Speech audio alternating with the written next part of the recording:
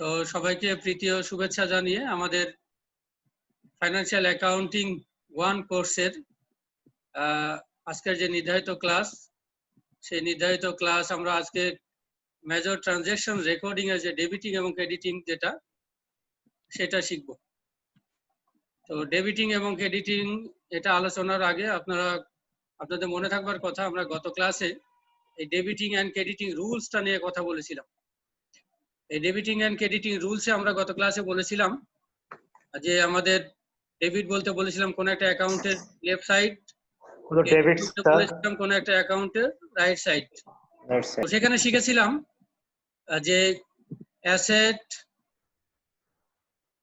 Expense এবং drawing এই তিনটা জিনিস বাড়লে ডেবিট হবে। আর আমরা বলেছিলাম লায়াবিলিটিস, ওনার্স ইকুইটি আর বলেছিলাম রেভিনিউ। এই তিনটা জিনিস বাড়লে ক্রেডিট হবে। এটা কিন্তু বাড়ার কথা বলছি, এগুলো সবই বাড়া, ইনক্রিজ করলে। আমি একটা হোমওয়ার্কও দিয়েছিলাম, বলছিলাম বক্সের মতো করে যে বাকিটা আপনারা লিখে নিয়ে আসবেন। তো আপনাদেরকে এই জিনিসটা, এই তিনটা জিনিস খেয়াল রাখতে হবে যে অ্যাসেট, এক্সপেন্স এবং ড্রয়িং এই তিনটা জিনিস যদি বাড়ে কোনো ট্রানজ্যাকশনের কারণে, তাহলে আমরা এই পাশে বসাবো অ্যামাউন্টটা। ডেবিটিং বলতে ডেবিট পাশে অ্যামাউন্ট বসানো, স্টার চিহ্ন দিয়ে যেগুলো দেখাচ্ছে এগুলো অ্যামাউন্ট, কারণ আমাদের ট্রানজ্যাকশনের সময় অ্যামাউন্ট দেওয়া থাকবে, সেই অ্যামাউন্ট ধরে আমরা বসাতে পারবো, সেটা সমস্যা না। তো আমরা আজকে যেটা আলোচনা করবো যে আমাদের কমন কিছু ট্রানজ্যাকশন, যে ট্রানজ্যাকশন গুলো নর্মালি হয়। আপনাদের বইতে অনেক অঙ্ক দেওয়া আছে, বিভিন্ন বইতে বিভিন্ন অঙ্ক আছে। শুধু জার্নালি যদি করতে চান, বাংলাদেশে যে পরিমাণ অ্যাকাউন্টিং এর বই আছে দেশ বিদেশে, দেশি বিদেশি মিলে, আপনি সারা জীবন ধরে খালি জার্নাল করুন, তাতেও শেষ করতে পারবেন না। তো আমরা কমন যে ট্রানজ্যাকশন গুলো, নর্মালি যে ট্রানজ্যাকশন গুলো কমন থাকে, সেগুলো সম্পর্কে যদি ডেবিটিং এবং ক্রেডিটিং সম্পর্কে জানতে পারি, আসলে টাইটেল গুলো কি হবে, বিশেষত অ্যাকাউন্ট টাইটেল কোনটা ডেবিট হবে কোনটা ক্রেডিট হবে, এগুলো যদি জানতে পারি তাহলে আর আমাদের প্রবলেম হবে না। আমরা যখন জার্নাল করব, জার্নালে আমরা জানি যে আমাদের ডেটের একটা ঘর থাকে, আপনারা অনেকেই করেছেন।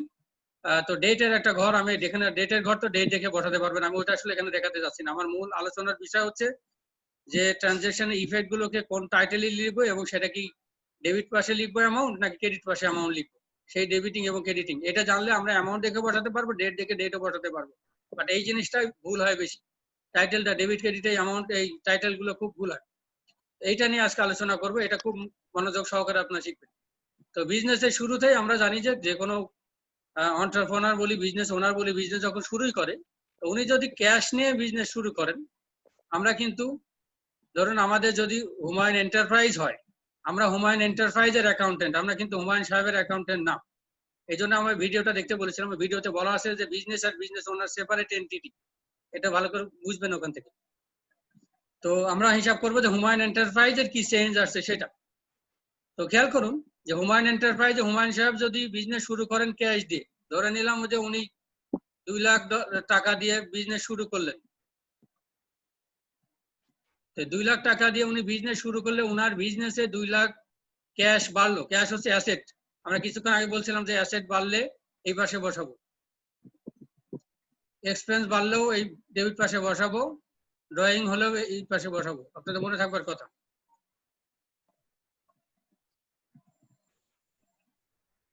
তো আপনারা এইভাবে মনে রাখবেন, এই ডি এল ও ই আর, এইভাবে তাও এইভাবে মনে রাখতে পারেন। তো উনি যদি 2 লাখ টাকা ক্যাশ নিয়ে বিজনেস শুরু করেন, তাহলে আমরা কি দেখলাম, এখানে দেখতে পেলাম যে এখানে বিজনেসের অ্যাসেট বাড়লো, অ্যাসেটের নাম হচ্ছে ক্যাশ, ক্যাশ এটা বাড়লো। তো অ্যাসেট বাড়লে ডেবিট, ডেবিট পাশে বসালাম। পাশাপাশি বিজনেসের ক্যাপিটালও কিন্তু বাড়লো। তো ক্যাপিটাল বলতে ওনার্স ইকুইটি, ওনারের হুমায়ুন সাহেবের ইকুইটি বাড়লো, ওনার্স ক্যাপিটাল বাড়লো, ওনার্স ইকুইটি বাড়লো, ওনার্স কন্ট্রিবিউশন বাড়লো। তো ওনার্স ইকুইটি বাড়লে ক্রেডিট। তো এটা দেখলাম যে এখানেও এটা বাড়লো, বাড়ার জন্য এখানেও আমরা লিখবো যত টাকা দিয়ে ডেবিট করবো তত টাকা দিয়ে আবার ক্রেডিট করবো। এটা আশা করি সবাই বুঝেছেন। এরপরে অনেক সময় হয় যে বিজনেসম্যান ফার্নিচার নিয়ে ব্যবসা শুরু করেন, তার বিজনেসে ফার্নিচার ইনভেস্ট করেন। অনেক সময় এমনও হয় যে প্রাইভেট কার থাকলে সে প্রাইভেট কারটাও বিজনেসে ইনভেস্ট করে। এটা আপনি বুঝতে পারবেন না, কোন একদিন বিজনেসম্যান আপনাকে দেখবেন প্রাইভেট কারে করে। আমি এমন হয়েছে এক সময় যে গাজীপুরে জমি কিনলাম, জমিতে যাদের মাধ্যমে কিনলাম তারা দেখি প্রাইভেট কার এনে আমাকে নিয়ে যাচ্ছে, বাসা থেকে নিয়ে গেল, ওই জমিতে নিয়ে গেল, জমি কিনে দিল। পরে বুঝলাম যে প্রাইভেট কারটার তেল খরচ সহ প্রাইভেট কারটা সবই উনি বিজনেসে প্রাইভেট কারও ইনভেস্ট করেছেন, ওইটা উনার ইনভেস্টমেন্ট। ওই ইনভেস্টমেন্টে প্রাইভেট কার দিয়ে উনি যে রেভিনিউ জেনারেট করছেন। তো তার মানে সেই ক্ষেত্রে আমরা বুঝতে পারতেছি যে এই বিজনেসে তাহলে ফিক্সড অ্যাসেট, সেটা মোটর কার হোক অথবা ফার্নিচার হোক, আপনার বিজনেসে শুধু ক্যাশ হলে তো হবে না, ফার্নিচারও লাগবে। তো এরকম যদি হয় তাহলে সেটার ক্ষেত্রে দেখতেছি আমরা বিজনেসে এটার দামও যদি এমন হয় যে এটাও 1,00,000 টাকা, তাহলে কিন্তু সেটাও বিজনেসে এই ফিক্সড অ্যাসেটটা কিন্তু বাড়বে। আর অ্যাসেট বাড়লে ডেবিট, আমরা সেই ডেবিট পাশে বসাবো, তখন ক্যাপিটাল হয়ে যাবে 3,00,000। পুরোটাই তার ক্যাপিটাল, বিজনেসের পুরোটাই ক্যাপিটাল। এই পুরোটাই হচ্ছে ওনার্সের ইকুইটি, ওনার্সের কন্ট্রিবিউশন, ওনার্সের ক্যাপিটাল। আশা করি এটা আমরা বুঝতে পেরেছি। এরপরে পরের ট্রানজাকশনে যদি যাই আমরা, পরের ট্রানজাকশনে বলা হচ্ছে যে আপনি যদি মাল কেনেন বা কোনো অ্যাসেট কিনলেন বিক্রির উদ্দেশ্যে, মনে রাখবেন আমরা যদি কোনো অ্যাসেটও কিনি বিক্রির উদ্দেশ্যে, সেটার অ্যাসেট থাকে না, সেটাকে বলি গুডস বা ইনভেন্টরি। বিক্রির জন্য যেটা কেনা হয়, যেমন অটোবি যদি ফার্নিচার বানায় বা কেনে, এই ফার্নিচার অটোবির ফার্নিচারটা এটা যদি বিক্রির জন্য রাখে, তাহলে সে অটোবির এই ফার্নিচার কিন্তু এটা কিন্তু ফিক্সড অ্যাসেট না, আমরা এই অটোবির এই ফার্নিচারকে বলবো ইনভেন্টরি বা গুডস, কারণ সে বিক্রির জন্য এটা বানিয়েছে বা কিনেছে, এই জন্য এটা গুডস বলবো। তো বলা হয় যে যদি আমরা কোনো গুডস কিনি বা কোনো অ্যাসেট, এটার অ্যাসেট এটা যদি বিক্রির উদ্দেশ্যে কিনি, তাহলে কিনলে আমাদের পারচেজকে ডেবিট করতে হবে, পারচেজকে ডেবিট করতে হবে। আর যদি নগদে কিনি, তাহলে আমরা জানি নগদে কিনলে ক্যাশ কমবে। কিছুক্ষণ আগে দেখলাম ক্যাশ বাড়লো, এই জন্য ডেবিট করলাম অ্যাসেট হিসাবে, এখানে আমাদের ক্যাশ কমে গেল, তো এটা কমার কারণে এটারে আমরা ক্রেডিট করলাম। আর পারচেজ করেছি আমরা, পারচেজ ডেবিট হয়, পারচেজ করলে এক্সপেন্স হয়, এক্সপেন্স হলে ডেবিট হয়, এই যে ই মানে এক্সপেন্স। এটা আবার আমরা পারপেচুয়ালে করলে ইনভেন্টরিকেও আমরা ডেবিট করি অনেক সময়, যে পারচেজের পরিবর্তে ইনভেন্টরি লিখি যদি পারপেচুয়াল হয়, বাট আমরা এটা করছি পিরিয়ডিক। এটা আমরা যখন অ্যাকাউন্টিং ফর মার্চেন্ডাইজিং অপারেশন আমাদের একটা চ্যাপ্টার আছে, ওই চ্যাপ্টারে যদি যাই তখন আমরা এটা আবার তখন ইনভেন্টরি কখন লিখতে হয় ওইগুলো শিখবো। আপাতত লিখে রাখেন যে মাল কিনলে পারচেজ আর বিক্রি করলে সেলস বা সেলস রেভিনিউ, এটা খেয়াল রাখবেন। তবে যেহেতু আমরা গুডস কিনছি, মাল কিনছি, এখানে আসলে আমাদের গুডসের যেহেতু নাম নেই, আমরা পারচেজ লিখবো। অনেক সময় হয় যে সাপ্লাইজ কিনছি, অফিস সাপ্লাইজ, তখন আমরা সাপ্লাইজ লিখতে পারতাম, সাপ্লাইজ ডেবিট। তাহলে আমরা দেখলাম যে মাল যদি নগদে কিনি তাহলে পারচেজ ডেবিট, আর ক্যাশ যেহেতু কমলো ক্যাশ ক্রেডিট। এটা যদি বাকিতে কিনি তাহলে আমাদের লায়াবিলিটি সৃষ্টি হবে, যেটার নাম হচ্ছে অ্যাকাউন্টস পেয়েবল। তাহলে সেই ক্ষেত্রে হবে ক্যাশ এবং accounts payable. Accounts payable, payable বলতে that is to be paid in future. কেন পে করতে হবে? পে করতে হবে কারণ আমি বাকিতে সার্ভিস নিয়েছি বা বাকিতে মাল কিনেছি, সেই ক্ষেত্রে অ্যাকাউন্টস পেয়েবল হয়। এটা আমরা আগে বলতাম ক্রেডিটর, মানে পাওনাদার, মানে আপনার কাছে যিনি টাকা পাবেন। অ্যাকাউন্টস পেয়েবল লিখে উনি যদি ইয়াসিন সাহেব হয় তাহলে অ্যাকাউন্টস পেয়েবল লিখে হাইফেন লিখে ইয়াসিন লিখলেই হবে। এরকম অনেক পাওনাদার আপনার থাকতে পারে। অনেক সময় হয় যে আপনি নোটস পেয়েবলে কিনতে পারেন। নোটস পেয়েবল বলতে আপনি তার সাথে এগ্রিমেন্ট হলো, নোট দিলেন যে ভাই ঠিক আছে আপনার টাকাটা আমি 6 মাস পর 1 বছরের মধ্যে টাকাটা পে করবো, বাট 5% বা 10% ইন্টারেস্টে পে করবো, একটা নোট দিলেন, আন্ডারটেকিং থাকলো, এগ্রিমেন্ট হলো আপনার পাওনাদারের সাথে। তখন সেই ক্ষেত্রে সেটাও লায়াবিলিটি, সেটাও কারেন্ট লায়াবিলিটি, বাট এটা অ্যাকাউন্টস পেয়েবল আছে, এটার মেয়াদ একটু বেশি দিন থাকে, এখানে এগ্রিমেন্ট থাকে এবং ইন্টারেস্টের প্রশ্ন, তাহলে নোটস পেয়েবল সেই লায়াবিলিটি বৃদ্ধি পেল।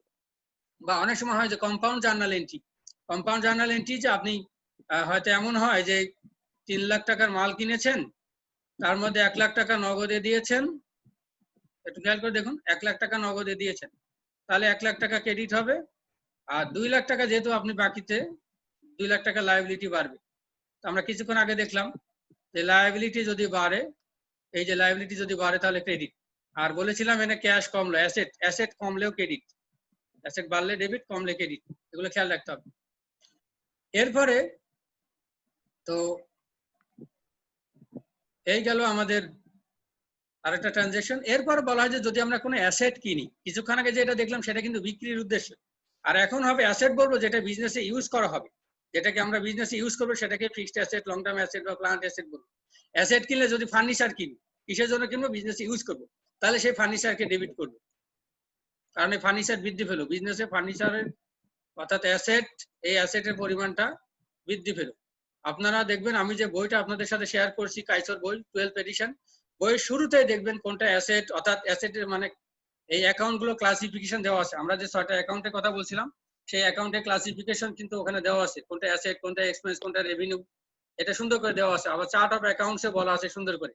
প্লিজ আপনারা এগুলো একটু দেখবেন, দেখলে আরো পরিষ্কার বুঝতে পারবেন যে কোনটা অ্যাসেট কোনটা লাইবিলিটি। অ্যাসেটের ক্লাসিফিকেশন না জানলে পারবেন না। তো বলা হচ্ছে যে আমরা যদি কোনো অ্যাসেট কিনি, এই ফার্নিচার যদি ক্যাশে কিনি, এমন যদি হয় যে আমি 50,000 টাকার ফার্নিচার কিনছি, তাহলে 50,000 টাকার ফার্নিচার অ্যাসেট, এটা বাড়ছে, এটা ডেবিট। যদি নগদে কিনি তাহলে একটা অ্যাসেট বাড়লো আর একটা অ্যাসেট কমলো, তাহলে ক্যাশ কমে গেল, অ্যাসেট একটা কমলো, কমলে আমরা বলছি ক্রেডিট, অ্যাসেট কমলে ক্রেডিট। এই রুলসটা আপনাদেরকে মনে রাখতে হবে, আদারওয়াইজ পারবেন না। এটা গত ক্লাসে বলছিলাম বারবার। তাহলে ক্যাশ কমলো, এই জন্য ক্যাশ আমরা 50,000 দিয়ে ক্রেডিট করলাম। বলা হয় যে এই ফার্নিচার যদি আমি বাকিতে কিনি তাহলে কি হবে? কিছুক্ষণ আগেও দেখলাম যে বাকিতে কিনলে অ্যাকাউন্টস পেয়েবল, আর যদি নোটস পেয়েবলে কিনি তাহলে নোটস পেয়েবল। আগের মতোই, জাস্ট আমাদের এই জায়গা তফাৎ। গুডস হলে লিখতেছি পারচেজ, আর ফিক্সড অ্যাসেট হলে সেই ফিক্সড অ্যাসেটের নাম, বাকি সব কিন্তু একই। এরপর যে ট্রানজাকশনটা নিয়ে আলোচনা করব আমরা, সেটা হচ্ছে যে আমরা যে মালটা কিছুক্ষণ আগে কিনলাম বললাম, সেই মালটা যদি আমরা ফেরত দেই তাহলে কি হবে? যদি ফেরত দেই তাহলে আপনাদের মনে আছে আমরা যখন কিনেছিলাম তখন লিখছিলাম পারচেজ ডেবিট, নগদে কিনলে বলেছিলাম ক্যাশ ক্রেডিট, বাকিতে কিনলে বলেছিলাম অ্যাকাউন্টস পেয়েবল ক্রেডিট। এটা মনে থাকবার কথা। মাল যখন ফেরত দিচ্ছি, একটু খেয়াল করে দেখেন, মাল যখন ফেরত দিচ্ছি, এই যে নগদে কেনা মাল যদি ফেরত দেই তাহলে টাকা ফেরত পাবো, তাহলে ক্যাশ ফেরত পাবো, ক্যাশ বাড়বে, তাহলে ক্যাশ ডেবিট। আর এই যে পারচেজ যেহেতু রিটার্ন আসছে, তো আমরা এটা বলছিলাম এক্সপেন্স, এক্সপেন্স এখানে কমে গেল কিন্তু। তাহলে এক্সপেন্স কমলে কিছুক্ষণ আগে বললাম এই ইডি, আপনাদের মনে থাকবার কথা, বারবার বলতেছি, এই যে এক্সপেন্স বাড়লে ডেবিট হল, তাহলে কমলে কিন্তু এই ঘরে, কমার কারণে এই ঘরে চলে আসবে। তো খেয়াল করে দেখুন, তাহলে এটার উল্টো হলো, এখানে যা করছিলেন তার উল্টোটা হয় ক্যাশ, এখানে ডেবিট হয়ে গেল, আর এই পারচেজটা নাম হয়ে গেল পারচেজ রিটার্ন। ঠিক একইভাবে অ্যাকাউন্টস পেয়েবল, যদি বাকিতে কেনেন সেই মাল যদি ফেরত দেন তাহলে কি হবে? তাহলে যার কাছে, পাওনাদারের কাছে আপনার দেনাটা কমে গেল, তো তার মানে লায়াবিলিটি কমলো, লায়াবিলিটি কমলে অ্যাকাউন্টস পেয়েবল। খেয়াল করে দেখেন, অ্যাকাউন্টস পেয়েবলটা সেই ক্ষেত্রে এখানে করেছিলেন ক্রেডিট, অ্যাকাউন্টস পেয়েবল এটা লায়াবিলিটি, এটা যেহেতু কমে গেল এটা হয়ে যাবে তখন ডেবিট। একটু খেয়াল করে দেখেন, তখন এইটা এখানে চলে আসবে, রিভার্স হয়ে যাবে। আর আমরা শিখেছিলাম যে লায়াবিলিটি, এই পাশে লিখছিলাম যে লায়াবিলিটি বাড়লে ডেবিট, তার মানে কি লায়াবিলিটি কমলে, লায়াবিলিটি বাড়লে ক্রেডিট, তার মানে লায়াবিলিটি কমলে সেক্ষেত্রে ডেবিট হয়ে যাবে। লায়াবিলিটি এর আগে আমরা বাড়ছিল বলে ক্রেডিট করেছিলাম, এখানে যেহেতু লায়াবিলিটি কমলো, মাল ফেরত দিচ্ছে মানে কি সেই যার কাছ থেকে কিনছিলাম বাকিতে, তারপরে আমার দেনাটা কমলো, লায়াবিলিটি কমলো, এই জন্য অ্যাকাউন্টস পেয়েবল এটা ডেবিট হয়ে যাবে। ঠিক একইভাবে আমরা যে এই যে বাকিতে কিছুক্ষণ আগে বললাম বাকিতে কিনলাম, তো বাকিতে কিনলাম মানে কি বলেছিলাম যে পারচেজ ডেবিট আর অ্যাকাউন্টস পেয়েবল ক্রেডিট। এখন এটা যদি আমরা টাকা পে করি, এই যে বাকিতে কিনেছিলাম, বলা হলো যে বাকিতে কিনেছিলাম, যদি এমন হয় কিছুক্ষণ আগে বললাম যে আমি যদি 30,000 টাকার মাল বাকিতে কিনি, তাহলে এই 30,000 টাকার মাল বাকিতে কিনছিলাম, পারচেজ ডেবিট আর অ্যাকাউন্টস পেয়েবল এটা বাকিতে যদি হয়, এই ছিল। এখন বলা হচ্ছে এর মধ্যে থেকে যদি আমি 25,000 টাকা ধরুন পে করে দিলাম, 30,000 টাকার কিনেছিলাম, 25,000 টাকা ক্যাশ পে করে দিচ্ছি, তাহলে কি হবে? আমার লায়াবিলিটি কমবে কত? লায়াবিলিটি কমবে কিন্তু 25,000ই। 30,000 লায়াবিলিটি ছিল, তার মধ্যে 25,000 আমার লায়াবিলিটি কমে গেল। লায়াবিলিটি কমলে ডেবিট, এই 25,000 যদি 30,000ই পে করে দেন তাহলে 30,000ই কমে যাবে। আর ক্যাশ যেহেতু 25,000 দিচ্ছেন, পে করতেছেন মানে পে করলে পুরোটা 25,000, ক্যাশ কমলো, এই জন্য ক্রেডিট। আর বলা হচ্ছে আপনি যদি চেকের মাধ্যমে দেন তাহলে আপনার ব্যাংক ব্যালেন্স কমবে, সেক্ষেত্রে ক্যাশের পরিবর্তে এটা হয়ে যাবে ব্যাংক, ব্যাংক ক্রেডিট হবে। ব্যাংকটাও অ্যাসেট, আমরা জানি ব্যাংকটাও অ্যাসেট, এটাও কারেন্ট অ্যাসেট। তো ব্যাংক কমবে, অ্যাসেট কমলে ক্রেডিট, ক্যাশে দিলে ক্যাশ ক্রেডিট হবে, ক্যাশ কমবে, চেকের মাধ্যমে দিলে ব্যাংক ব্যালেন্স কমবে, এই জন্য ব্যাংকটা ক্রেডিট। আশা করি এটাও আপনারা বুঝতে পেরেছেন। এরপরে যে ট্রানজাকশন নিয়ে আলোচনা করব সেটা হচ্ছে যে বলা হয় যে কোনো এক্সপেন্স যখন আমরা পে করব, সেই এক্সপেন্সটা হতে পারে রেন্ট এক্সপেন্স, দোকানের ভাড়া হতে পারে, কর্মচারীদের স্যালারি হতে পারে, বিজ্ঞাপন খরচ, কখন কোনো এক্সপেন্স যখন আমরা পে করব, পে করলে আমরা জানি ক্যাশ ক্রেডিট। একটা জিনিস মনে রাখবেন, পে করলে ক্যাশ ক্রেডিট যদি ক্যাশে করি, আর যদি রিসিভ করে তাহলে ক্যাশ ডেবিট, ক্যাশ বাড়বে। এটা পাগলেও বুঝার কথা যে ক্যাশ রিসিভড মানে ক্যাশ বাড়ছে, মানে ক্যাশ ডেবিট, অ্যাসেট হিসাবে ডেবিট, মানে বাম পাশে বসাবো। এখানে যখন এক্সপেন্স পে করবো, কিছুক্ষণ আগে আমরা এখানে বারবার লিখতেছিলাম এই, মনে রাখবেন এক্সপেন্স হলে তখন সেটা ডেবিট হবে। তো এক্সপেন্স আমাদের রেন্ট এক্সপেন্স হয়, তাহলে আমরা এখানে লিখবো রেন্ট এক্সপেন্স। যখন ভাড়া দেবো, দোকানের ভাড়া যদি পরিশোধ করি, তাহলে রেন্ট এক্সপেন্স ডেবিট। যদি ক্যাশের মাধ্যমে করি তাহলে ক্যাশ কমবে, ক্যাশ ক্রেডিট। বুঝা গেছে? আর যদি এমন হয় যে না আমি সার্ভিসটা নিয়েছি কিন্তু এখনো টাকা পরিশোধ করিনি, তাহলে বাকিতে সার্ভিস নিয়েছেন, তো সেই ক্ষেত্রে আপনার কি হবে, লায়াবিলিটি বাড়বে, তখন ক্যাশের পরিবর্তে আপনাকে এখানে লায়াবিলিটিটাকে ক্রেডিট করতে হবে।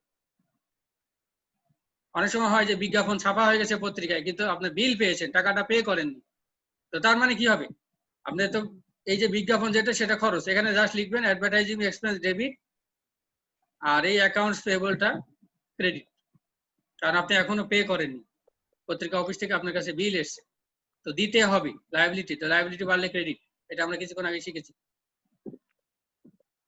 এরপরে যে ট্রানজাকশন নিয়ে আলোচনা করব সেটা হচ্ছে যে, এটা তো দেখলাম যে এক্সপেন্সের ক্ষেত্রে, এক্সপেন্স বলবো যে পেমেন্টের বেনিফিট অ্যাকাউন্টিং পিরিয়ডে শেষ হয়ে যাবে। আবার বলছি যে পেমেন্টের বেনিফিট অ্যাকাউন্টিং পিরিয়ডে শেষ হয়ে যাবে সেটাকে আমরা বলবো এক্সপেন্স, আর যেই পেমেন্টের বেনিফিট অ্যাকাউন্টিং পিরিয়ডের অতিরিক্ত সময় পাবো সেটাকে আমরা বলবো প্রিপেইড এক্সপেন্স। কিছুক্ষণ আগে আমরা যেটা বললাম রেন্ট এক্সপেন্স, ধরুন আমাদের এখন চলছে জুন মাস, এখন এই জুন মাসের ভাড়া যদি পরিশোধ করেন, তো জুন মাসের ভাড়া যদি আপনি পরিশোধ করেন তাহলে জুন মাসের ভাড়া এই জুন মাসেই পাবেন বেনিফিট, জুন মাসের অতিরিক্ত সময় কিন্তু আপনি বেনিফিট পাবেন না, তো সেই ক্ষেত্রে আপনি এখানে রেন্ট এক্সপেন্স লিখবেন। কিন্তু যদি এমন হয় যে জুন মাসের 1 তারিখে জুন মাসে ভাড়া দিচ্ছেন, সেটা ঠিক আছে, আগের মতোই হবে, সেটা যদি 60,000ও হয় তাহলে রেন্ট এক্সপেন্স ডেবিট, ক্যাশে করলে ক্যাশ ক্রেডিট। বলা হয় যে এই জুন মাসের 1 তারিখে 60,000 টাকা পে করছেন, বলা হচ্ছে এটা 3 মাসের, জুন জুলাই অগাস্ট 3 মাসের, কিন্তু আপনার অ্যাকাউন্টিং পিরিয়ড শুধু জুন মাসের, আপনি জুন মাসের লাভ লস অ্যাসেট লায়াবিলিটি বের করবেন, সেই ক্ষেত্রে কিন্তু জুন মাসের অতিরিক্ত আরো 2 মাসের হলে, তাহলে 3 মাসের হলে 20,000 করে হয়।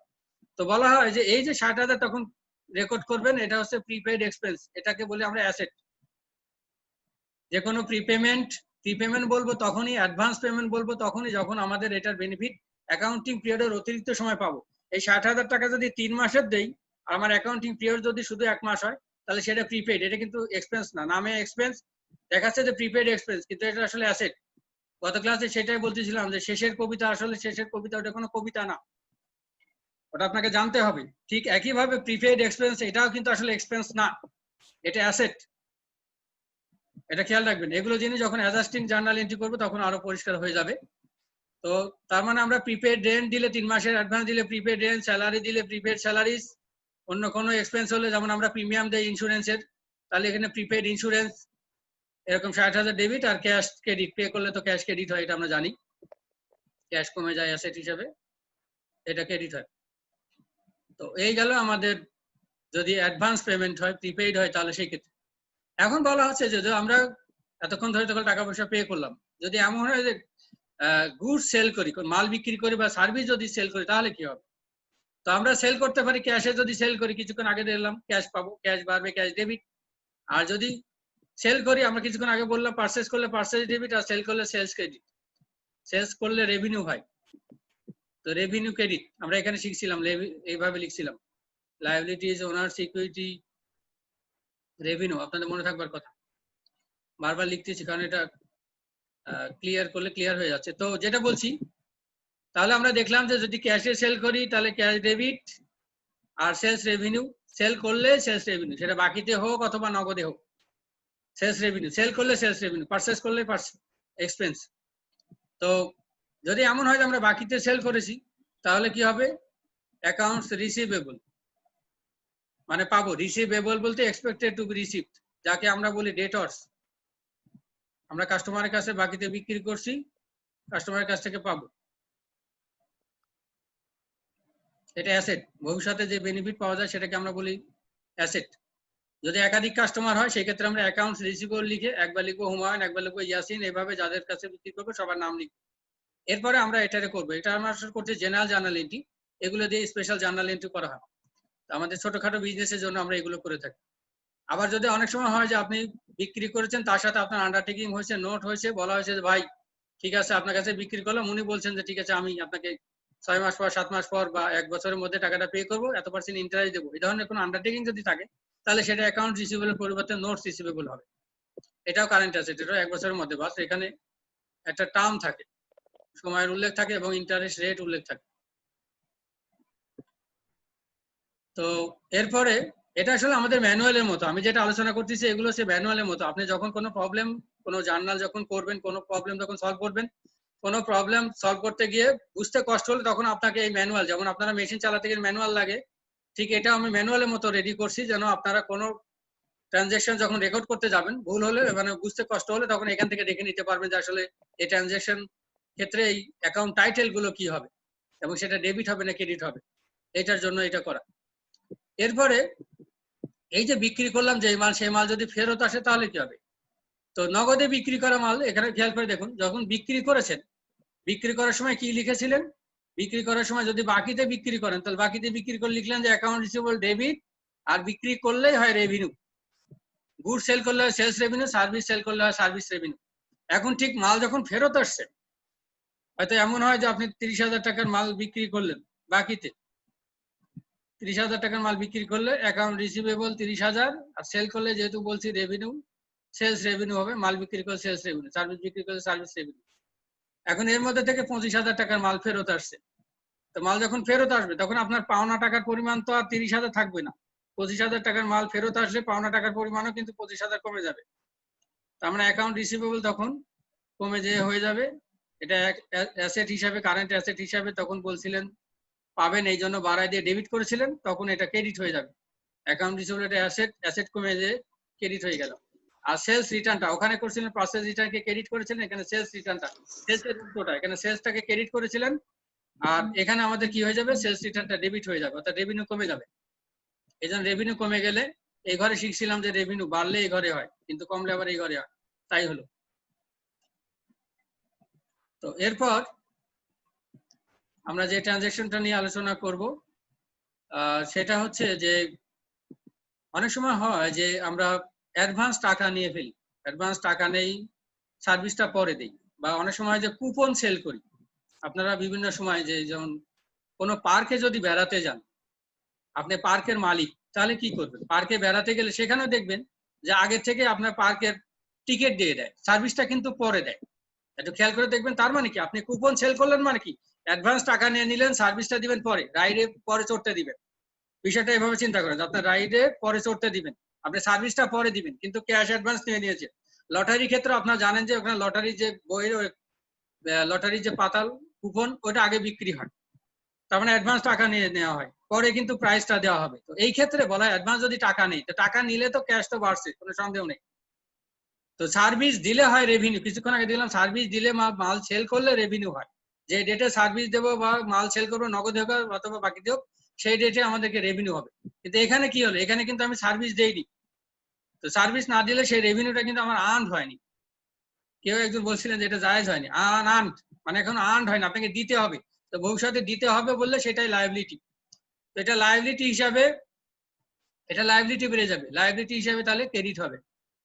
আর যেহেতু ক্যাশ পেয়েছেন, ক্যাশ অ্যাডভান্স নিয়েছেন, ক্যাশ অ্যাসেট, অ্যাসেট এই অ্যাসেটটা বাড়ছে বলে আপনার ডেবিট হবে। তাহলে আমরা দেখলাম অ্যাসেট এখানে বাড়লো আর বেড়ে ডেবিট হলো, আর লায়াবিলিটি বেড়ে ক্রেডিট হলো, যেটার নাম হচ্ছে আনআর্ন রেভিনিউ। অনেক সময় হয় যে আমরা অ্যাডভান্স ভাড়াও নিয়ে নিই, আপনি আপনার বাসায় কোনো ভাড়াটিয়া থাকে, আপনি অ্যাডভান্স ভাড়া নিয়ে নিচ্ছেন, অ্যাডভান্স ভাড়া নিলেও এই একই অবস্থা হবে, ক্যাশ ডেবিট হবে আর আনআর্ন রেভিনিউ।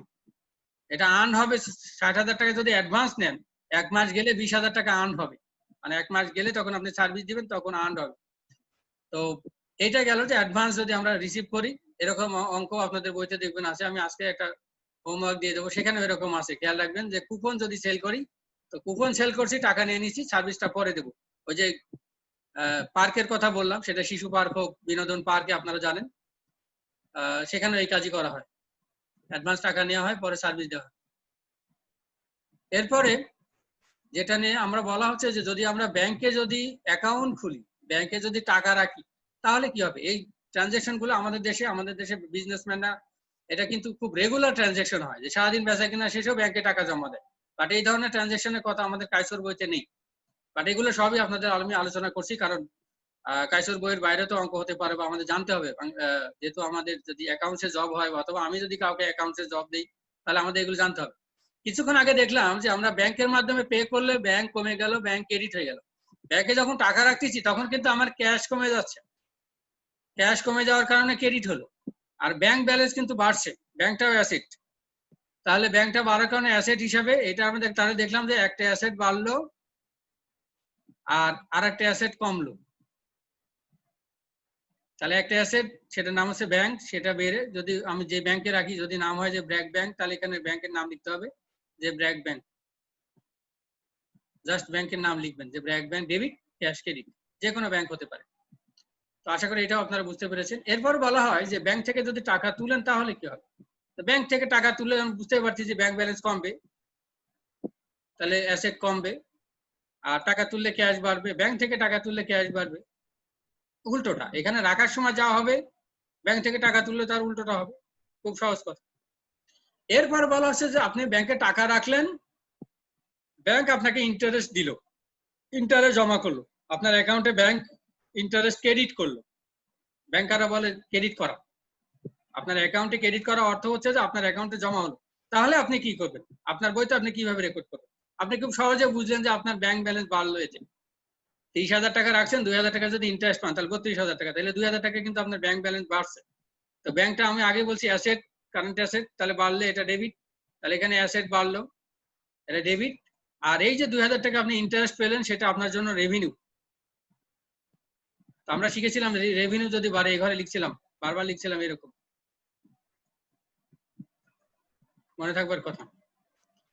তো এই ইন্টারেস্ট, এটা এই রেভিনিউটা আসলে ইন্টারেস্ট আকারে, ইন্টারেস্ট রেভিনিউটা ক্রেডিট হলো বাড়ার কারণে। তার মানে আমরা এখানে দেখলাম এটা রেভিনিউ বাড়লো। এরপরে যেটা, সেটা হচ্ছে যে যদি আমরা এই কিছুক্ষণ আগে বললাম যে আমাদের রেন্ট, স্যালারিজ, এইগুলো যদি আমরা এই এক্সপেন্সটা যদি চেকের মাধ্যমে পে করি, আসলে যে কোনো এক্সপেন্স, যে কোনো পেমেন্টই চেকের মাধ্যমে হলো ব্যাংক ক্রেডিট হবে, এটা মনে রাখবেন। আর এক্সপেন্সের নাম ডেবিট হবে, এটা আগে একবার বলছি। এরপরে যেটা, সেটা হচ্ছে যে ব্যাড ডেটস। আপনারা কিছুক্ষণ আগে বলতেছিলেন যে অ্যাকাউন্ট রিসিভেবল। তো অ্যাকাউন্ট রিসিভেবল বলতে বাকিতে সেল করেছেন, সে বাকিতে সেল করার পর কাস্টমারদের কাছ থেকে টাকা পাবেন। এরপর দেখা যায় হালখাতা করে মাস্তান পাঠায় আপনি টাকা কালেক্ট করতে পারছেন না, যেটা আনকালেক্টিবল। আপনার পক্ষে কালেক্ট করা সম্ভব হচ্ছে আনকালেক্টিবল, যেটা আমরা আগে বলতাম ব্যাড ডেটস, মানে বাংলায় বলে কুঋণ। তো বলা হয় যে যেটা আনকালেক্টিবল, অর্থাৎ কালেক্ট করা সম্ভব হচ্ছে না, তাহলে সেটা আপনার জন্য লস, আপনার জন্য এক্সপেন্স। তো সেটা আমরা কিছুক্ষণ আগে শিখলাম, এই এক্সপেন্স হলে ডেবিট। আর পাওনা টাকার পরিমাণ কমে যাবে, যার কাছ থেকে পাবেন সেই টাকার পরিমাণটা কমে যাবে, অ্যাকাউন্ট রিসিভেবল, এটা কমে যাওয়ার কারণে এটা হলো ক্রেডিট। তো বলা হয় যে সেই ব্যাড ডেটস অথবা আনকালেক্টিবল এক্সপেন্স, এটাকে ডেবিট করব আর অ্যাকাউন্ট রিসিভেবলকে ক্রেডিট করব। বা অনেক সময় হয় যে অ্যালাউন্স মেথডে আমরা অ্যালাউন্স করে রাখতে পারি, যে অ্যালাউন্স ফর আনকালেক্টিবল অ্যাকাউন্টস, আগে যেটা আমরা বলতাম রিজার্ভ ফর ব্যাড ডেটস বা provision for bad dates, British মেথডে দেখবেন এভাবে লেখা আছে। আমরা এটারে এখন বলি অ্যালাউন্স ফর আনকালেক্টিবল অ্যাকাউন্টস, বা এটারে provision or reserve for bad dates, এসব কথাবার্তা আগে বইগুলোতে পাবেন। এরপর আরেকটা ট্রানজাকশন নিয়ে আলোচনা করব, সেটা হচ্ছে যদি আমরা ডিসকাউন্ট অ্যালাউ করি। ডিসকাউন্ট অ্যালাউ করব কখন, যখন আমি সেল করব তখনই তো ডিসকাউন্ট অ্যালাউ করব। যে 10,000 টাকার মাল 9,500 টাকায় সেল করব, তার মানে কি এখানে 500 টাকা ডিসকাউন্ট অ্যালাউ করব। তার মানে অ্যালাউ করতেছি কখন, ডিসকাউন্ট অ্যালাউড বলতে এটাকে আসলে আমরা বলি সেলস ডিসকাউন্ট। তো সেলস ডিসকাউন্ট যখন দেব, তো সেলস ডিসকাউন্ট দিলে সেটা তো আমার জন্য এক্সপেন্স, আর পাওনা টাকার পরিমাণ কমে যাবে। এই জন্য তাহলে কি হবে, যে আমরা যদি বলা হয় যে ক্যাশ ডিসকাউন্ট যদি দিই, ক্যাশ ডিসকাউন্ট দিলে তাহলে ডিসকাউন্ট এক্সপেন্স ডেবিট, এটা আমাদের জন্য এক্সপেন্স। আমি হুমায়ুন সাহেবের কাছে 10,000 টাকা পাবো, দেওয়ার কথা ছিল জুলাই মাসে। আমি বললাম ভাই এই মাসে দিয়ে দেন, 10,000 দিতে হবে না, আপনি 9,500 দেন। 500 টাকা কিন্তু ওনাকে আমি ক্যাশ ডিসকাউন্ট দিলাম, নগদে দিলাম না, কিন্তু ওনার কাছ থেকে তাড়াতাড়ি আদায় করার জন্য 500 টাকা ছাড় দিলাম। তার মানে কি, ওনার কাছ থেকে আমি 500 টাকা যে ছাড় দিলাম, আমি পেতাম 10,000 টাকা, তাহলে অ্যাকাউন্ট রিসিভেবল কিন্তু আমার ওই 500 টাকা কমে গেল। এই যে 500 টাকা কমে গেল, তাহলে অ্যাকাউন্ট রিসিভেবল ছিল অ্যাসেট, সেই 500 টাকায় কমে যাওয়ার কারণে অ্যাসেট কমার কারণে এখানে অ্যাসেট কমলো, পাওনা টাকার পরিমাণ কমে গেল, কমার কারণে সেটা ক্রেডিট হয়ে গেল। আর যেহেতু আমি এটা আমার জন্য এক্সপেন্স, এই জন্য আমি এক্সপেন্সটাকে ডেবিট করলাম। একইভাবে যখন আমি মাল কিনি তখন যদি আমি আমার যে ক্রেডিটর যার কাছ থেকে বাকিতে মাল কিনেছি সে যদি আমাকে ছাড় দেয় তাহলে আমি তো ডিসকাউন্ট পাবো, তো সেটা আমার জন্য হবে ডিসকাউন্ট রেভিনিউ। আর ওনার কাছে আমি যে পেয়েবল ছিল অ্যাকাউন্টস পেয়েবল যে টাকাটা দেনা ছিলাম সেই টাকার পরিমাণ দেনার পরিমাণ লায়াবিলিটি পরিমাণ কিন্তু কমে গেল। তার মানে আমরা এখানে দেখলাম লায়াবিলিটি কমার কারণে এখানে ডেবিট হলো, আর আমরা এই টাকাটা যেহেতু আমাদের জন্য রেভিনিউ, এই টাকাটা তো আমরা পেলাম আমার পাওনাদারের কাছ থেকে ছাড় পেলাম, তাহলে এটা আমাদের জন্য রেভিনিউ। তো রেভিনিউ বাড়লে ক্রেডিট, তাহলে আমরা দেখলাম লায়াবিলিটি কমে হয়ে গেল ডেবিট আর রেভিনিউ বেড়ে হয়ে গেল ক্রেডিট। এরপর আমরা জানি যে অনেক সময় আমাদের প্লান্ট অ্যাসেট, যেটা আমরা কিছুক্ষণ আগে বললাম যে বিজনেসে যেটা আমরা 1 বছরের বেশি সময় ইউজ করবো সেটাকে বলা হয় প্লান্ট অ্যাসেট। আমাদের একটা চ্যাপ্টারই আছে, একদম শেষের চ্যাপ্টার, আমরা সেটা আলোচনা করব। তো যে অ্যাসেটটা বিজনেস ইউজ করা হয় ফর মোর দেন 1 ইয়ার, যেটা ট্যানজিবল, সেই অ্যাসেট ইউজ করার কারণে বা টেকনোলজিক্যাল ডেভেলপমেন্টের কারণে বা ফেলে রাখার কারণে তার ভ্যালু কমতে থাকে। তো বলা হয় যদি ডেপ্রিসিয়েশন উল্লেখ থাকে, সেই অ্যাডজাস্টিং জার্নাল এন্ট্রি হোক জেনারেল জার্নাল এন্ট্রি হোক, আপনারা খেয়াল রাখবেন ডেপ্রিসিয়েশন থাকলে একদম মুখস্থ করে ফেলবেন যে ডেপ্রিসিয়েশন এটা ডেপ্রিসিয়েশন এক্সপেন্স ডেবিট আর অ্যাকুমুলেটেড ডেপ্রিসিয়েশন ক্রেডিট, এটা একটা চোখ বন্ধ করে মুখস্থ করে ফেলবেন। যে কোনো অ্যাসেটের ক্ষেত্রে ট্যানজিবল ফিক্সড অ্যাসেট ডেপ্রিসিয়েশন বলা থাকলে এই দুইটা টাইটেল হবে, যে ডেপ্রিসিয়েশন এক্সপেন্স ডেবিট এটা একটা এক্সপেন্স, কারণ আমাদের অ্যাসেটের ভ্যালু কমতে থাকে, এটা এক্সপায়ার্ড হয়ে যায়, এক্সপায়ার্ড কস্টটাকে আমরা বলি এক্সপেন্স। আর এটা আমরা আসলে একটা ফান্ড ক্রিয়েট করি যেটাকে ডেপ্রিসিয়েশন ফান্ড বলা হয়। তো ফান্ড ক্রিয়েট করলে সেটা ফান্ড হলে এটা আমাদের আমরা বলি যে লায়াবিলিটি। অ্যাকুমুলেটেড ডেপ্রিসিয়েশন যদি একাধিক অ্যাসেট থাকে তো অ্যাকুমুলেটেড ডেপ্রিসিয়েশন হাইপেন লিখে, এটা যদি মেশিন হয় তাহলে মেশিন, ফার্নিচার হলে ফার্নিচার, হাইপেন দিয়ে সেই অ্যাসেটের নাম লিখে রাখতে হয়। যদি মেশিন হয় তাহলে হাইপেন দিয়ে এখানে মেশিন কথাটা উল্লেখ করতে হয়। সরি লেখা ভালো হয় না, এটা আসলে কার্সরের মাধ্যমে লেখা। এরপরে যদি এমন হয় যে আমি যদি বিজনেস থেকে ক্যাশ উইথড্র করি, বিজনেস থেকে ক্যাশ উইথড্র করি তাহলে কি হবে? আমরা কিন্তু এর আগে দেখিয়েছিলাম ব্যাংক থেকে ক্যাশ উইথড্র করলে কি হবে। ব্যাংকে টাকা রাখলে হবে ব্যাংক ডেবিট ক্যাশ ক্রেডিট, আর ব্যাংক থেকে টাকা উইথড্র করলে ক্যাশ আসবে, ব্যাংক ব্যালেন্স কমবে, এটা মনে আছে। বাট বিজনেস থেকে যদি আমরা ক্যাশ উইথড্র করি তাহলে কিন্তু বিজনেসের ক্যাশ কমবে। বিজনেসের ক্যাশ কমলে হবে ক্রেডিট, বহুবার বলছি অ্যাসেট কমলো, তাহলে এখানে অ্যাসেট কমে। আর বিজনেস থেকে যদি আমরা উইথড্র করি তাহলে তো সেই উইথড্রয়াল অথবা ড্রয়িং, ড্রয়িং লিখে এখানে মালিকের নাম লিখে রাখতে হয়। মালিকের নাম হুমায়ুন হলে হুমায়ুন ড্রয়িং, অথবা ড্রয়িং লিখে হুমায়ুন লিখতে। এবং মনে রাখবেন আমরা এই পাশে লিখছিলাম অ্যাসেট এক্সপেন্স এবং ড্রয়িং, এবং মনে রাখবেন ড্রয়িং সবসময় ডেবিট হয়, এটা মনে রাখলে আরো ভালো। তো ড্রয়িং ডেবিট হলো, ড্রয়িং এর পাশে মালিকের নাম লিখে রাখতে হয়। এটা অনেক সময় হয় যে আমরা উইথড্র কথা বলা থাকে না, শুধু বলা থাকে যে purchase of asset for personal use. আপনি একটা আলমারি কিনছেন প্রাইভেট ইউজের জন্য, বাসায় ইউজ করার জন্য, এই ট্রানজাকশন দেওয়া আছে, আপনাকে বুঝতে হবে তাহলে আপনি বিজনেস থেকে টাকা তুলে নিয়ে আলমারি কিনছেন, সেই ক্ষেত্রেও এই একই ট্রানজাকশন হবে, অর্থাৎ বিজনেস থেকে ক্যাশ উইথড্র করলে ড্রয়িং। অনেক সময় হয় যে বিজনেস থেকে মাল উইথড্র করলে কি হবে, আপনি নিজে মুদি দোকান থেকে আপনি নিজে চাল কিনে নিয়ে বাসায় খাচ্ছেন, তাহলে কি হবে, কিভাবে রেকর্ড করতে হবে? হুমায়ুন সাহেবের মুদি দোকান, হুমায়ুন সাহেব নিজে চাল কিনে নিয়ে বাসায় খাচ্ছেন, তাহলে কি করবেন? সেই ক্ষেত্রে যত টাকা চাল উনি উইথড্র করবেন সেটাকে তত টাকা দিয়ে ড্রয়িং কে ডেবিট করবেন। আর পার্সেস, আপনাদের মনে আছে যে যখন আমরা মাল কিনেছিলাম তখন লিখেছিলাম পার্সেস কে ডেবিট করেছিলাম, সেই ক্রয়কৃত মাল যখন আমরা বিজনেস থেকে তুলে নিচ্ছি তার মানে আমার পার্সেসের পরিমাণটা কমে যাচ্ছে, এক্সপেন্সের পরিমাণটা এখানে কমে গেল, সেই ক্ষেত্রে ক্রেডিট হবে, এটা আপনাদের মনে আছে নিশ্চয়ই। এরপরে আরো কিছু ট্রানজাকশন আছে, বলা হচ্ছে যে আপনি ব্যাংক থেকে যদি ক্যাশ উইথড্র করেন ডেবিট কার্ড পার্সোনাল ইউজের জন্য, বলা হচ্ছে যে ডেবিট কার্ডের মাধ্যমে আপনি পার্সোনাল ইউজের জন্য, তাহলে আসলে হবে কি ওখানে ড্রয়িংটাকে ডেবিট করে ব্যাংক ব্যালেন্সটা আপনার ক্রেডিট হয়ে যাবে, ব্যাংক ব্যালেন্স কমলো। আবার অনেক সময় এমন হয় যে আপনি এটিএম বুথ থেকে টাকা তুলছেন ক্রেডিট কার্ডের মাধ্যমে। আমরা জানি যে ডেবিট কার্ডের মাধ্যমে খরচ করতে পারেন একজন ব্যাংকের কাস্টমার, তার যে ব্যাংকে যত টাকা ডিপোজিট করা থাকে সেই ডিপোজিটের অ্যামাউন্ট থেকে উনি ডেবিট কার্ডের মাধ্যমে ওখান থেকে খরচ করতে পারেন। আর ক্রেডিট কার্ডের মাধ্যমে উনি লোন নিতে পারেন, লোনের একটা সিলিং দেওয়া থাকে, সেখান থেকে উনি লোনের মাধ্যমে কেনাকাটা করতে পারেন। তো বলা হচ্ছে যে আপনি ক্যাশ উইথড্র করলেন ক্রেডিট কার্ডের মাধ্যম দিয়ে এটিএম বুথ থেকে, তাহলে কি হবে, ক্যাশ পেলেন এটিএম বুথ থেকে। আর ব্যাংক লোন, যেহেতু ক্রেডিট কার্ডে হবে আপনার লায়াবিলিটি বাড়বে, ক্রেডিট কার্ড মানেই এটা যে আপনার ক্রেডিট বলতেই লোনের বিষয়টা মনে রাখবেন, তাহলে আপনার লায়াবিলিটি বাড়বে, তাহলে ক্যাশও বাড়লো, একদিকে অ্যাসেট বাড়লো, এইদিকে অ্যাসেট বাড়লো আর একদিকে লায়াবিলিটি বাড়লো। তো অ্যাসেট বাড়লে হয় ডেবিট, লায়াবিলিটি বাড়লে হয় ক্রেডিট, এটা আপনাদের মনে আছে।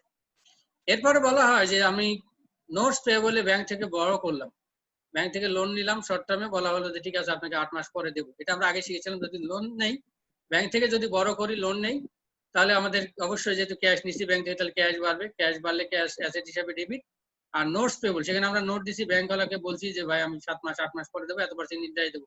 অনেক সময় হয় যে ad hoc loan, short term loan হয়, সিজনাল লোন হয়। আপনার সামনে একটা মেলা, বিজনেসের মেলা, আপনি মেলাতে পার্টিসিপেট করবেন, অথবা সামনে ঈদ উপলক্ষে শর্ট টার্ম অ্যাডহক লোন নেওয়া হয় এরকম। তো সেটা যদি হয় তাহলে সেই ক্ষেত্রে আমরা এটা করি যে ক্যাশ যেহেতু বাড়লো, বিজনেসের ক্যাশ ডেবিট, আর নোটস পেবল লায়াবিলিটিটা বাড়লো, এটা তাহলে একটা বাড়লো অ্যাসেট আর একটা বাড়লো লায়াবিলিটি। অ্যাসেট বাড়লে ডেবিট, লায়াবিলিটি বাড়লে ক্রেডিট, অ্যামাউন্ট যা দিবেন তাই। এরপরে অনেক সময় হয় যে আপনার বিজনেসের টাকা যদি চুরি হয়ে যায় তাহলে কি করবে, এগুলো ট্রানজাকশন কিন্তু হয়। আমরা আসলে তো বিজনেসের টাকা চুরি হয়ে গেলে বা হারায় গেলে তখন আমরা কি করব, মিসেলেনাস এক্সপেন্সে দিই। যেমন পেটি ক্যাশের ক্ষেত্রে আমরা চা খাওয়ার, চা নাস্তার জন্য পেটি ক্যাশে, সেই ক্ষেত্রে আমরা মিসেলেনাস এক্সপেন্সকে ডেবিট করি, ক্যাশকে ক্রেডিট করি। অনেক সময় হয় যে বিজনেসের গুডস আপনার আগুন ধরে পুড়ে গেছে, তাহলে কি করবে? তো অ্যাক্সিডেন্টাল লস, আমরা কিছুক্ষণ আগে বলছিলাম এক্সপেন্স বা লস ডেবিট। আর যেহেতু আমাদের বিজনেস থেকে মাল কমলেই পার্সেসকে, মাল যখন কিনেছিলাম তখন পার্সেসকে ডেবিট করেছিলাম, আর মাল যখন পুড়ে গেল তখন মাল কমে গেল, তখন পার্সেসকে ক্রেডিট করবো। কিছুক্ষণ আগে পার্সেস যেমন বললাম যে মাল উইথড্র করলেও পার্সেস ক্রেডিট হয়, মানে মাল কমে গেলে তখন সেই ক্ষেত্রে আমরা পার্সেসকে ক্রেডিট করি। এরপরে অনেক সময় যে শেয়ার ইস্যু করলে কি হবে, এটা আমাদের সেকেন্ড চ্যাপ্টারে গেলে পাবেন, ফাইন্যান্সিয়াল অ্যাকাউন্টিং 2 তে গেলে পাবেন। শেয়ার ইস্যু করলে আমরা ক্যাশ পাই, ক্যাশ ডেবিট, আর ক্যাপিটাল স্টক ক্রেডিট, এটা ইকুইটি, ইকুইটি বাড়ার কারণে ক্রেডিট হলো। অনেক সময় যে ভ্যাটের মাধ্যমে যদি হয় তাহলে ভ্যাট আমরা জানি এটা এক্সপেন্স, সেই হিসাবে ভ্যাটটা ডেবিট হলে এক্সপেন্স ডেবিট হয়, ক্যাশের মাধ্যমে পে করলে ক্যাশ ক্রেডিট হয়। এরপরে বলা হচ্ছে ডেবিট কার্ডের মাধ্যমে যদি বলা হয় যে আমরা যদি ডেবিট কার্ডের মাধ্যমে যদি কিনি তাহলে কিনলে হবে পার্সেস ডেবিট, আর ডেবিট কার্ড যেহেতু ব্যাংকের মাধ্যমে, ডেবিট কার্ড ক্রেডিট কার্ড সব ব্যাংকের মাধ্যমে, তাহলে আমরা দেখলাম এখানে ব্যাংকটা কমে যাবে, ব্যাংকের মাধ্যমে কেন ব্যাংক ব্যালেন্স কমে গেল, ব্যাংকটা ক্রেডিট হলো। ক্রেডিট কার্ডের মাধ্যমে যদি কিনি আমরা বলছিলাম তাহলে কিনলে তো অবশ্যই কেনাটা পার্সেসটা ডেবিট হবে, আর ক্রেডিট কার্ডের মাধ্যমে হলো ব্যাংক লোন, এটা লায়াবিলিটি বেড়ে যাবে। তাহলে আমরা এখানে পার্সেসটা হচ্ছে এক্সপেন্স বাড়ছিল, এখানেও এক্সপেন্স বাড়ছিল, আর এখানে আমরা বললাম অ্যাসেট কম ছিল। ডেবিট কার্ডের মাধ্যমে যদি কেনা হয় তাহলে ব্যাংক ব্যালেন্স কমে, অ্যাসেট কমে, আর ক্রেডিট কার্ডের মাধ্যমে লায়াবিলিটি বাড়ে, ব্যাংক লোনটা আমাদের লায়াবিলিটি। তো আমি একটু তাড়াহুড়া করতেছি, আমাদের নির্ধারিত টাইম বোধহয় শেষ হয়ে যাচ্ছে এই জন্য। তো এরপরে যেটা আছে যে আমাদের ইউটিলিটি বিল, অনেক সময় আমরা এখন ঘরে বসে আপনারা দেখবেন যে ইউটিলিটি, গ্যাস বিল, বিদ্যুৎ বিল, এই বিলগুলো আমরা অনলাইনেই পেমেন্ট করি। অনলাইনে যখন পে করতেছি তাহলে আমাদের কি হবে, আমাদের ইউটিলিটি এক্সপেন্স, এই ইউটিলিটি এক্সপেন্স বলতে সেটা যদি বিদ্যুৎ হয় তাহলে সেটা বিদ্যুতের ক্ষেত্রে আমরা বলছি পাওয়ার এক্সপেন্স বা ইলেকট্রিসিটি এক্সপেন্স, যদি গ্যাস হয় তাহলে গ্যাস লাইন এক্সপেন্স, এটা ডেবিট। আর যেহেতু আমরা ব্যাংকের মাধ্যমে দিচ্ছি তার মধ্যে আমাদের ব্যাংক ব্যালেন্স কমছে, তার মানে এক্সপেন্স, এখানে এক্সপেন্স হওয়ার কারণে, এক্সপেন্স বাড়ার কারণ হলো ডেবিট, আর ব্যাংক ব্যালেন্স অ্যাসেট এটা কমার কারণে হয়ে গেল ক্রেডিট। তো